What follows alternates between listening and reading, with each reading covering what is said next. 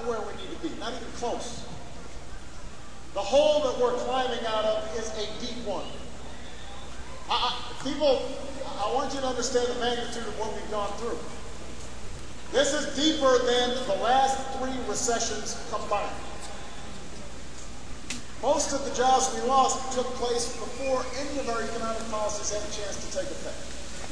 And on top of that, the middle class has been struggling for more than a decade. Jobs have been getting shipped overseas, and millions of families were still treading water. Millions are still barely able to make their bills and make the mortgage. I hear the stories every day. I read them in just heartbreaking letters that I receive each night.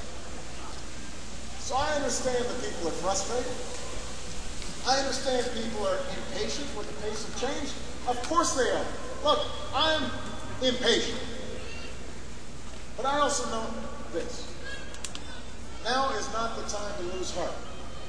Now is not the time to give up.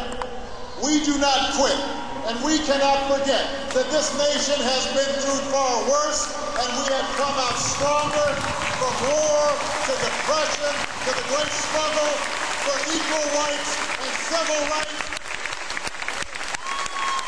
We do not quit.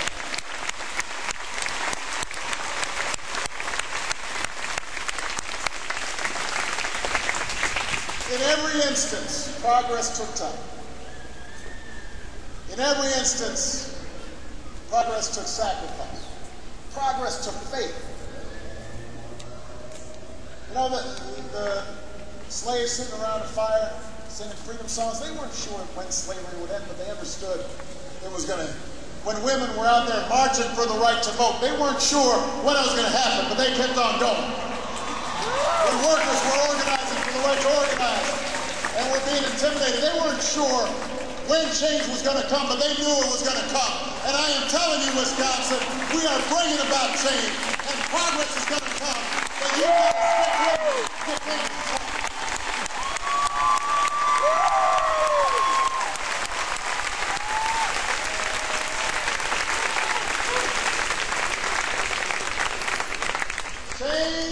Change is going to come.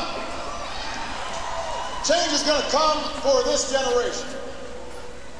If we work for it, if we fight for it, if we believe in it. The biggest mistake we can make right now is to let disappointment or frustration lead to apathy and indifference. That is how the other side wins. And I want everybody to be clear. Make no mistake.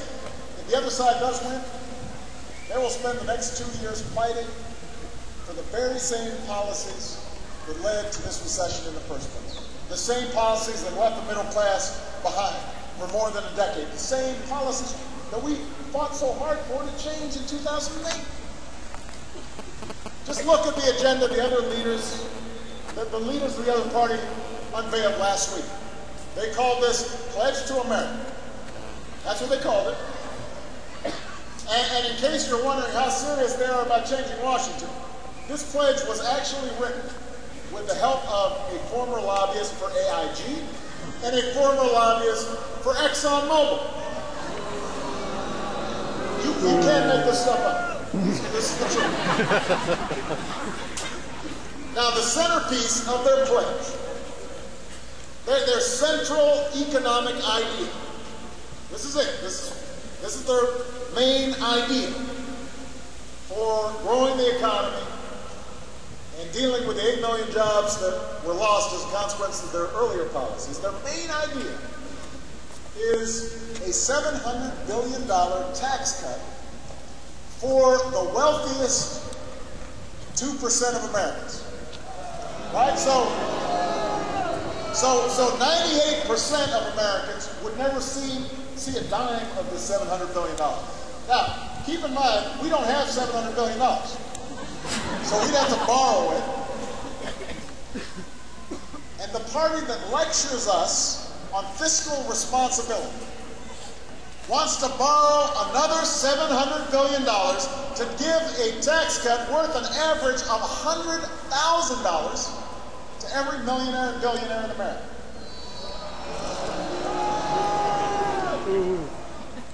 And when you ask them, Well, where do they plan to find the $700 billion?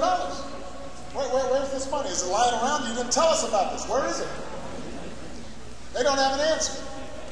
But to pay for just a tiny fraction of this tax bill, they want to cut education by 20%. They want to eliminate 200,000 children from an early childhood education program like Head Start. They want to cut financial aid for 8 million college students, including some of the people who are out here today. This for a tax cut for folks who don't need it and weren't even asking for it. At a time when the education of a country's citizens is the biggest predictor of its economic success, they think it's more important to give another tax break to people who made the Forbes 400 list. Now, I have to ask my Republican friends a question here. Do you think that China is cutting back on education? Do you think that South Korea is making it harder for their citizens to get a college education? These countries aren't playing for second place. And let me tell you something.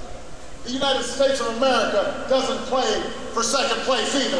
We play for first place. We play for first place. This is an economic issue of our generation. And I will not allow politicians in Washington to sacrifice your future on another round of tax cuts that aren't paid for, that we don't need and you can't afford. And that's the choice in this election. That's why you need to be involved. Your future is at stake here. Look, we have a different idea about what the next 2 years should look like. And it's an idea rooted in our belief about how this country was built.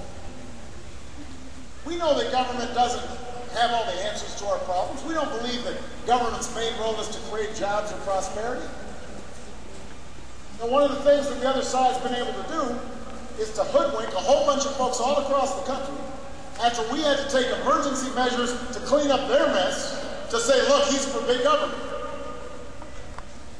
The steps we took to make sure that the auto industry didn't go down the tubes or the financial system didn't go down the tubes was because they weren't minding the store when they were in charge. It's not because I came in with a big government agenda. I believe government should be lean and efficient, and that's why I've proposed a 3-year spending freeze. That's why I set up a bipartisan fiscal commission to deal with our deficit. But in the words of the first Republican president, Abraham Lincoln, I also believe that government should do for the people what they can't do better for themselves. I believe in a country that rewards hard work and responsibility, a country where we look after one another, a country where I say, I'm my brother's keeper, I'm my sister's keeper.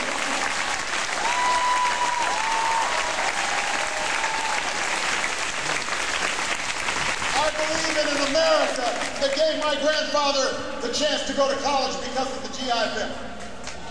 I believe in an America that gave my grandparents the chance to buy a home because of the Federal Housing Authority. I believe in an America that gave their children and grandchildren the chance to fulfill our dreams thanks to scholarships and student loans like some of you are on.